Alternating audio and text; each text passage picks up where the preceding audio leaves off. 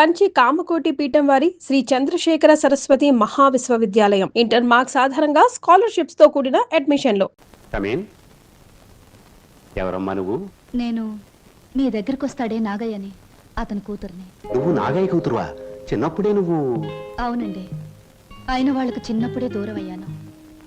తండ్రి బ్రతికున్నాడని తెలిసేసరికి నేను అతని కూతుర్నని చెప్పుకోవడానికి సిగ్గుపడే స్థితిలో ఉన్నాను. ఏమిటమ్మా అది? కొంచెం అర్థం అయ్యేలా చెప్పు. డబ్బా ఎందుకమ్మా? సార్, మీరు మా బావకి అతని చెల్లెలకి చిన్నప్పటి నుంచి సహాయం చేసే దృష్టితోనే డబ్బిచ్చారా? కానీ మా నాన్న ఆ డబ్బు తనే తినేసి వాళ్ళ నమ్మకానికి పెట్టేస్తే వాళ్ళు తప్పించుకుని పట్నం పారిపోయారు. ఇప్పటికీ మా నాన్న వాళ్ళ పేరు చెప్పి మీ దగ్గర డబ్బు తీసుకుంటున్నట్టు నాకు మొన్నే తెలిసిందే. అందుకు తండ్రి చేసిన పాపాన్ని నువ్వు చెల్లించడానికి వచ్చావా? ఇది మీ తృప్తి కోసం ఇవ్వడం లేదండి, నా తృప్తి కోసం ఇస్తున్నాను. నా తండ్రి చేసిన పాపమే నన్ను వెంటాడింది. అందుకే ఈ జన్మలో నేను అనుకున్నది ఏదీ జరగలేదు. కనీసం ఈ పాపాన్ని ఇలా తుడిచేస్తే వచ్చే జన్మలో అయినా నేను అనుకున్నది జరుగుతుందేమో. అందుకే తీసుకోండి సార్, ప్లీజ్. సరే, ఇది నేను మీ నాన్నకిచ్చిన డబ్బుగా తీసుకోవటం లేదు. నీ అభిమానాన్ని నిలుపుకోవడానికి నువ్విచ్చిన డబ్బుగా తీసుకుంటున్నాను. నీకు ఈ విషయం తెలుసా? మీ బావ అతని చెల్లెలు ఈ ఊర్లోనే ఉంటున్నారు. తెలుసా? తెలుసా? చెప్పానుగా, నా వాళ్ళందరూ నా చుట్టూనే ఉన్నారు. కొందరు చెప్పుకోలేని స్థితిలో ఉన్నారు, కొందరు చెప్పకూడని స్థితిలో ఉన్నారు. నేను మా బావుంటున్న ఇంట్లోనే ఉంటున్నానండి. మరి మీ బావకి నువ్వెవరో తెలీదా? నేనే చెప్పలేదు. ఏమ్మా? అతను నా బావని తెలిసేసరికి అతను ఇంకో అమ్మాయిని ప్రేమిస్తున్నాడని తెలిసింది. నేనని తెలిస్తే అంతా తారుమారయ్యే ప్రమాదం ఉంది. అందుకే నిజాన్ని దాచిపెట్టాను. నిజాన్ని దాచిపెడితే నీకే నష్టమేమో. సార్, నాకు ఎంత కష్టం కలిగినా హాయిగా భరించగలను. కానీ నా వల్ల ఇతరులకు కష్టం కలగడం ఒక్క క్షణం కూడా భరించలేను. అంతా సక్రమంగా జరిగాక నిజాన్ని నేనే చెప్తాను. అంతవరకు ఈ స్వప్నగానే ఉండిపోనివ్వండి. వస్తాను సార్.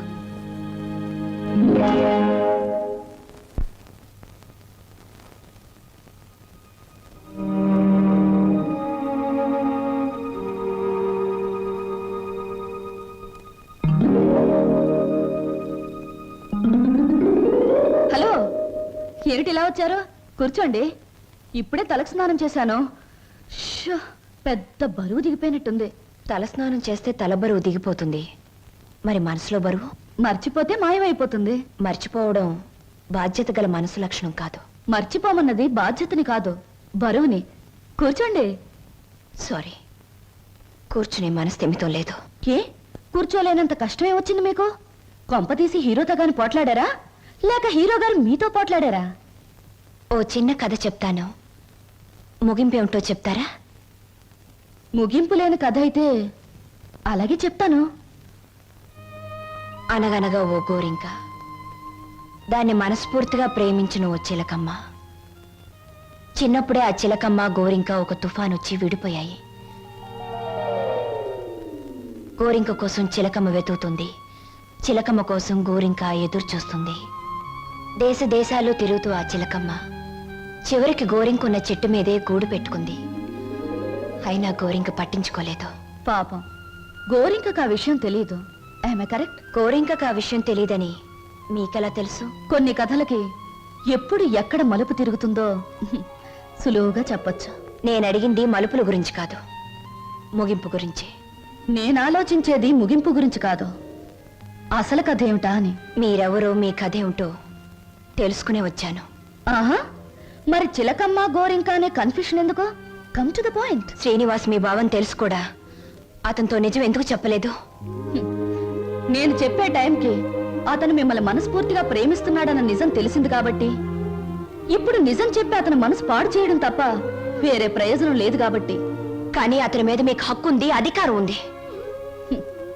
హక్కు అధికారంతో సాధించుకోవడానికి ఇదేం దస్తావేజుల మీద రాసిన ఆస్తి కాదే. మరొకరికిచ్చిన మనసు. ప్రేమించడం అనేది రెండు మనసుల మధ్య, ఆ మనుషులకు కూడా తెలియకుండా జరిగిపోయే కళ్యాణం. ఈ కథకు ముగింపిదే. కాదు, వ్యక్తిత్వం అనే కలంలో మానవత్వం అనే సిరా పోసి ముగింపు ఇంకోలా నేను రాస్తాను. ఈ శుభలేఖ మీద నువ్వు రాసినట్టే ఇదే ముహూర్తానికి మీ ఇద్దరికీ పెళ్లి జరుగుతుంది.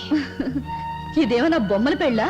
బొమ్మలు మార్చడానికి అయినా నా మీద నిర్ణయం తీసుకునే హక్కు మీకెవరిచ్చారు? నేను ఒప్పుకోను. ఎవరు ఒప్పుకున్నా ఒప్పుకోకపోయినా ఈ కథకు నేను రాయబోయే ముగింపిదే. మీ ఇద్దరి పెళ్లి నేను జరిపిస్తాను. చిన్నప్పుడు చిరిగిపోయిన మీ జీవితాల్ని నా చేతులతోనే ఒకటి చేస్తాను.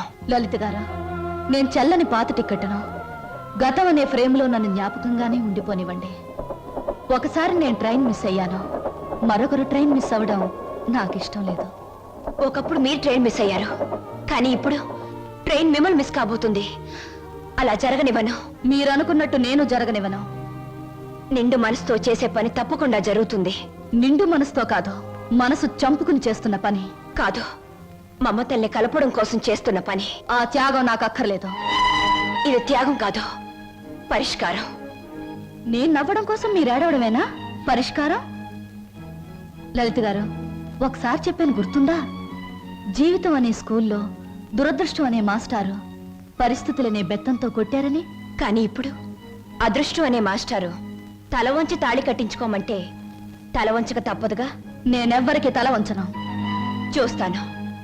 4 నిమిషాల్లో ఈ నిజం అందరికీ చెప్పేస్తాను. 3వ నిమిషం మొదటి సెకండ్లో నేను శవంగా మారతాను. స్వప్న. అవును, చిన్నప్పుడు మా బావ కోసం ఒకరిని చంపడానికే వెనకాడలేదు. ఇప్పుడు నేను చావడం చాలా సులువు. అదే నేను చెప్పేది. ఆయన కోసం ప్రాణాలు తీయగలిగేంత ధైర్యం, ప్రాణాలు పోగొట్టుకునేంత గొప్పతనం నీది. నా ప్రేమ కంటే నీ ఆరాధన చాలా గొప్పది. నీ ఆరాధన ముందు నా ప్రేమ చాలా చిన్నదే. అనవసరంగా ఆవేశపడకు. Now the ball is in my court.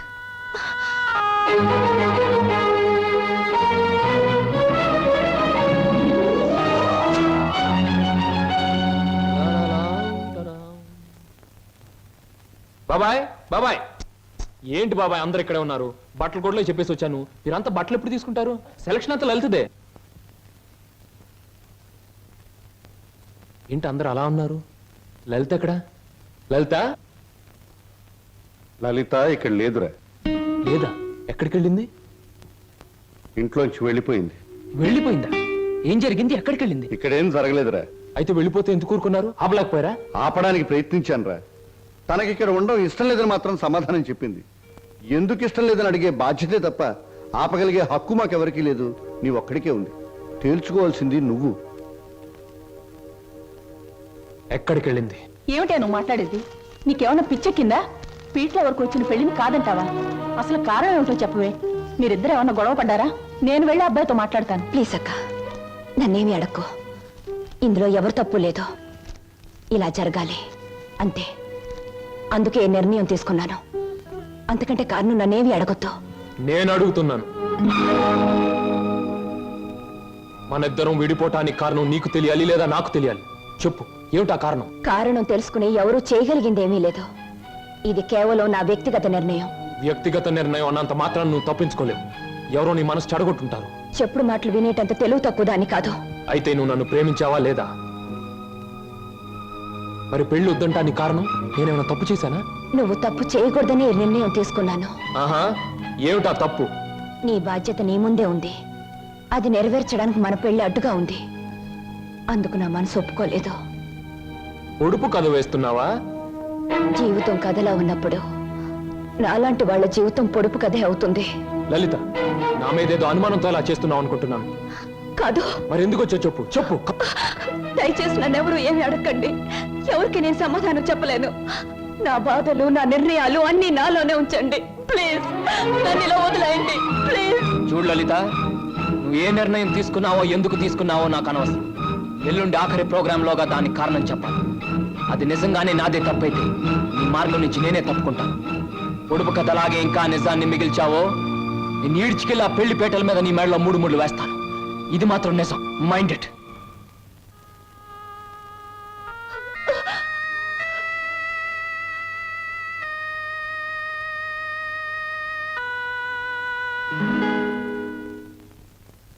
హర హర మహాదేవ శంభో శంకర.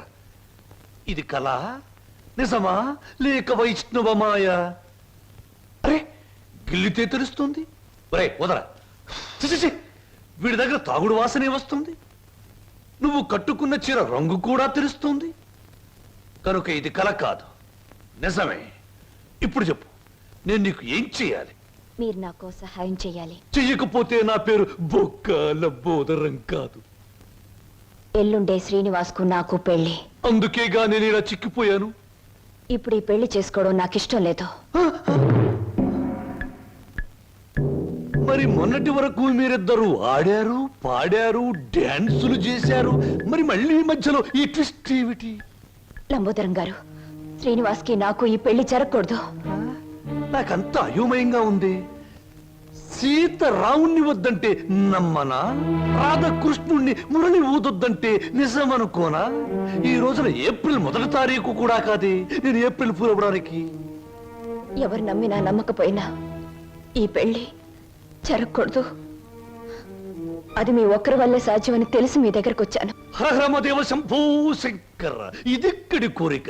గుళ్ళు కడుతున్నావు, చందాలు ఇవ్వండి. బళ్ళు పెడుతున్నావు, డొనేషన్లు ఇవ్వండి. పెళ్లి చేసుకుంటున్నావు, డబ్బులు ఇవ్వండి. అన్న వాళ్ళని చూశాను తప్ప పెళ్లి చెడుగొట్టండి అన్న వాళ్ళను మొట్టమొదటిసారిగా చూస్తున్నాను. It's all right. 1000 అబద్ధాలు చెప్పి ఒక్క పెళ్లి చేయడం కష్టం, గాని ఒక్క అబద్ధం చెప్పి 1000 పెళ్లిళ్ళు చెడగొట్టడం చాలా సులభం. వా గుడ్డు పగలగొట్టగలం, కానీ మనం పెట్టగలమా? పెట్టలేము. రేపు మీరిద్దరూ ఇచ్చే ఆఖరి ప్రోగ్రాం మొదలయ్యేసరికి మీ ఇద్దరిని వేరు చేస్తాను. మధ్యలో నేను దూరిపోతాను. ప్రోగ్రాం అయిన వెంటనే నువ్వు నేను చెప్పినట్టు చెయ్యాలి. ఏమిటది చెప్పండి. రేపు ప్రోగ్రాం అయిన వెంటనే హాలు బయట నీ కోసం ఓ తెల్లటి మారుతి కారాగుంటుంది. నువ్వు దాన్ని ఎక్కావనుకో, అది సరాసరి నా గెస్ట్ హౌస్ కు తీసుకొస్తుంది. అప్పుడు చెబుతాను నువ్వు నాకు ఏ రూపంలో ప్రతిఫలం ఇవ్వాలో. అంతా జరిగాక ఇవ్వలేదనుకో, స్టేజి ఎక్కి బైకు పట్టుకుని నువ్వు ఇదంతా నా చేత నాటకం వాడించావని వాడితో చెప్పి వాడి చేత నీకు 3 ముళ్ళు వేయిస్తాను. అప్పుడు నేను కూడా వేస్తాను నేనెత్తిన అచ్చింతలు.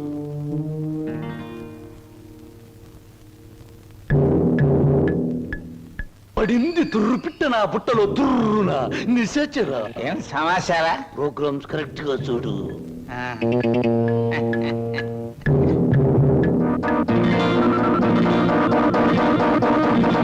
భో శంకర,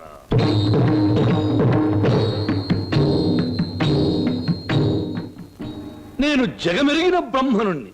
జంజమెందుకు అని నన్ను గురించి నేను చెప్పుకోవడం లేదు. అయినా చిరంజీవి శ్రీనివాసుకి నేను తెలుసు, నాకు ఆయన తెలుసు అని మీ అందరికీ తెలుసు. కనుక నేను మీ అందరికీ తెలిసినట్టే. అది సరే, తమరు ఎందుకు అరుస్తున్నారో మాకు అర్థం కావటం లేదు. నాకు చాలా కాలానికి పెళ్ళవుతోంది. మొట్టమొదటిసారిగా ఈ శుభలేఖలు మీకివ్వాలని పనిగట్టుకుని వచ్చాను.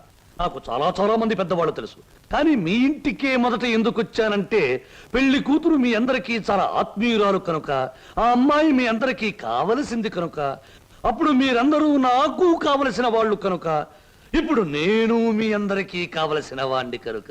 ఎక్కువగా మాట్లాడుకో, అసలు ఎందుకు వచ్చావు చెప్పు. వెడ్డింగ్ అంటే పెళ్లి పిలుపు, వివాహ మహోత్సవము. వరుడు చిరంజీవి బొక్కోలం బోదరం, దీనబంధు, ప్రజాబంధు, రాజకీయ బంధు, ప్రముఖ పారిశ్రామికవేత్త బంధు, ఆత్మబంధు. వధువు చిరంజీవి సౌభాగ్యవతి లలిత.